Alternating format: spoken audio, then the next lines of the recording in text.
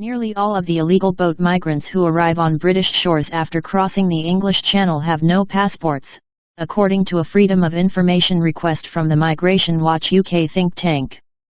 According to official data from the Home Office obtained through a Freedom of Information request by Migration Watch UK, 98% of boat migrants arrive Indiana, Britain without a passport. The report, seen by Breitbart London, found that only 2%, or 317 illegal migrants, were found to have a passport in their possession between 2018 and June of 2021, during which time at least 16,500 illegals landed via the Channel route. The practice of illegal migrants destroying or discarding their identity documents has been a long-standing and well-documented practice, as it makes it more difficult for individuals to be deported to their country of origin if those origins are unclear.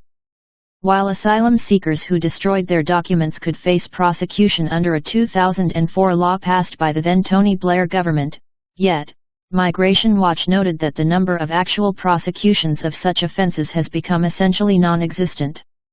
According to Ministry of Justice data, just 2 migrants were prosecuted for failing to produce an immigration document during their asylum or leave interviews in 2019, despite 1,840 arriving during that year.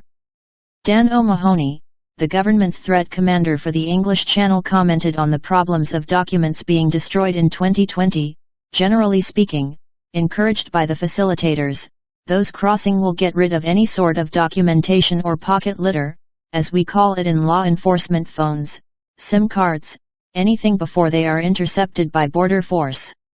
Like the previous 2 years, the number of illegal migrants crossing the English Channel in small rubber boats from France is expected to hit another all-time high. The government has been warned that up to 65,000 could land this year, nearly double last year's record of 28,400. The first month of the year smashed records for January, with over 1,300 landings compared to 223 last year.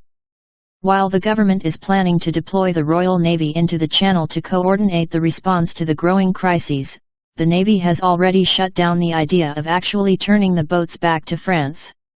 In an apparent attempt to reduce public outrage over the constant flow of migrants, Priti Patel's Home Office is reportedly planning on stopping the daily reporting of migrant arrivals in favour of a quarterly reporting scheme. In response to the mooted plan, Migration Watch UK launched a petition to send a message that hiding the data in this way would deeply injure transparency and accountability. The problems of migrants arriving on English soil without identity documents was noted by the Crown Prosecution Service, CPS, which previously said, the destruction of documents disables the authorities from establishing where an entrant came from, in order to increase the chances of success of a claim or application and/or to thwart removal. These offences have the real potential to undermine the whole system of immigration control.